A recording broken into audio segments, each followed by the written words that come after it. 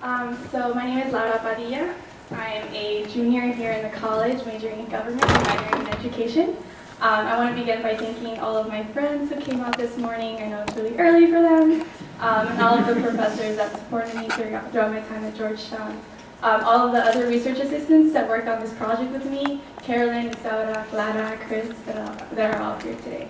So I'm going to begin, even though I don't have visuals. Sorry for that. So my research project was on the DC limited purpose driver's license. And so I wanted to begin by talking about how this is connected to my personal narrative.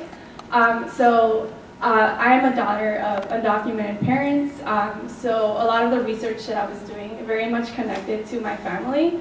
My father, for a long time, did not drive because he was afraid that if he drove on the streets without a license, he would be deported back. So this is very connected to my experience. A lot of the barriers that I heard during the interviews that we did, I recognized, I saw a lot of the similar emotions from my community. So it was very connected to my personal narrative.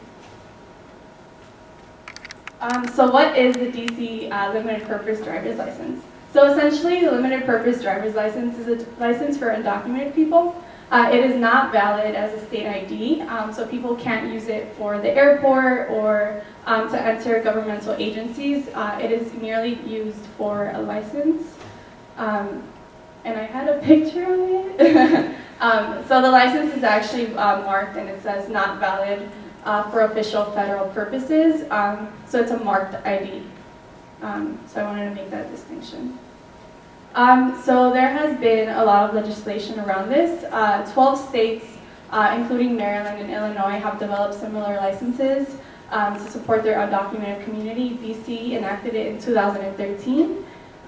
So in 2008, when comprehensive immigration reform didn't pass, a lot of activists came together because they recognized that they needed to do something for the community, even though they recognized that they couldn't get residency or some sort of legal status or a green card for the community.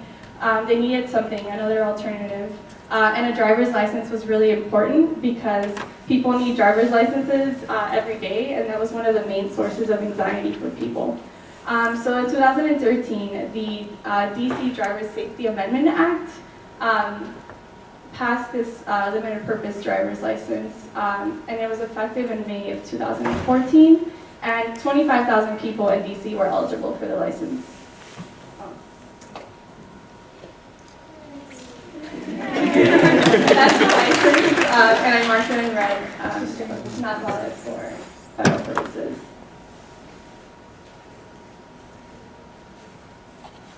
So a little bit about this project background. When we were coming together with community partners, a lot of people were saying very similar things. We're having an issue getting the license because we can't get an appointment, because the language in the driver's exam is very different to the language that I use every day. I can't go to my appointment because I work and my employer doesn't give me flexible days off. So the main thing that we noticed was that even though this license existed, people did not have access to the license. It didn't make sense to have something that the community wasn't able to access. So we decided to do a community-based research approach. What that is so we have community partners that were involved in every step of the process. They were the ones that we recruited most of our people from, so we would go to the classes, like English classes that community partners would have, and make announcements about our research there. But they were also involved in the writing of the report and every other aspect of the research. Shout out to our community partners, CARECEN, the Central American Resource Center, Trabajadores Unidos, and of course the CSJ. So our research question. So I'm going to read that out loud. So we wanted to figure out what challenges do undocumented immigrants confront in obtaining the limited purpose driver's license, and how might community organizations, residents, and city officials address the challenges to increase accessibility. And how we did that? So like I said, we did a lot of participant recruitment. A way that we did that was there was actually an incentive component to the research. So We had $25 gift cards that we gave people that participated in the research, and that was just a knowledge of thankfulness for taking time out of their day. A lot of these interviews lasted about an hour. So. And then, of course, we created questions in order to get at the experience of the people. So we had 3 groups. In the end, we conducted 75 interviews. Group 1 were people who were not in the process, people who wanted to get the license, but they didn't know how to start, they didn't know where to go, they didn't know where the DMV was located because they never thought they could get a license before. Group 2 were people that were in the process, people who already started the process, who made an appointment, who were going to community centers, trying to get the license, but were trapped. And then finally, group 3 were people who obtained the limited purpose driver's license. So as you can see in red, most people were in group 2, with only a small percentage of people that actually obtained the license. It's group 3. So our results. What we noticed with people that were in group 1, that were in the process, was that they were very uninformed. They didn't know, like I said, they didn't know how to start, they didn't know what the required documents were, because there were a lot, and they didn't know where to find assistance. Group 2 were people that were in the process. So what we discovered was that people that were in group 2 had been in the process for 10 months, and they still weren't able to access the license. And some of the challenges that they faced was that their documents were rejected when they went to DMV multiple times. They had limited technology skills, so when they went to the DMV, they actually had to take the exam on a computer. I didn't know that was a thing. So they didn't know how to work the computer. They were unfamiliar with the test format. Standardized tests aren't common for lots of people. They were confused with the vocabulary of the knowledge test, so when the test was translated into Spanish, a lot of the language was very odd. And then finally, there were no bilingual road test examiners. And then group 3, so the average length time for people that obtained the license was 7 months. So it took 7 months for people to get their license. Even though if I wanted to get my license in DC today, I could go into the DMV and get my license that same day. So some of the challenges that they faced was that, these people that obtained the license, 60% of them actually failed the road test when they went into the DMV, so they had to go another time to pass that. They actually all reported getting assistance from some of our community partners, so the people that did get it had support from their community. But they all reported improvement in their job opportunities. So a lot of people were able to get promoted because they could now be the driver. So they were getting better job opportunities. So some of the recommendations that we gave the DMV and the DC Council were that to launch a campaign to get people aware about the process of the limited purpose driver's license, and give them a list of organizations that could support them through the process. We wanted them to be aware that this existed. We wanted to phase out the appointment system. For us, it was a question of equity.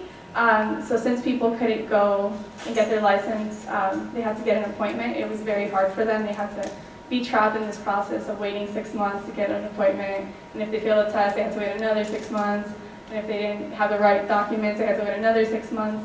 So just phasing out that appointment system. Another thing that we realized through our research was that we weren't really able to document the experiences of the African and Asian community. Most of the people who we interviewed were Latinx individuals, and we had a hard time reaching out to the other communities. So we thought it was important that continue, that this research continues so that we can document the experiences of all undocumented folk. Secondly, the language. We wanted to make sure that we inform people about their right to an interpreter. DC language laws allow everyone to get an interpreter in a governmental agency. We wanted to implement training for DMV personnel on these interpretation lines because a lot of them didn't even know that it existed. Or we wanted them to hire more bilingual staff members because they needed more. And then to increase the accessibility of study materials, currently the road test manual is only online, so printing out materials to give people.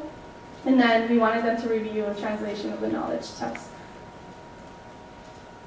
So a lot of the advocacy that we did after the research was, so we met with our community partners, researchers, and city officials. So we had a number of meetings.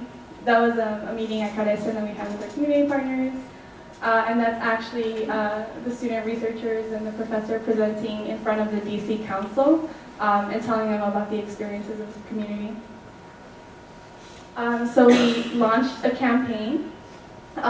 We actually created little stickers with the license. We went into the DC Council and we all had the license on us, and we were telling them about the experiences of the people because we believe that it was important that they know. So some of the policy changes that we were able to get from this advocacy: we eliminated the appointment system after multiple meetings with DC Council. We were able to get we were able to hire more bilingual staffers at the DMV, which was also exciting. And we also got a number of organizations, including COL'18, to be funded for these additional services, like the computer exams for people to practice in. And these are just some of the press. I like this one.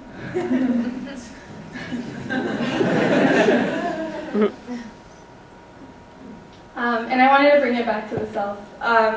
So like I said, I had a very strong personal connection to this research. So I got a lot out of it.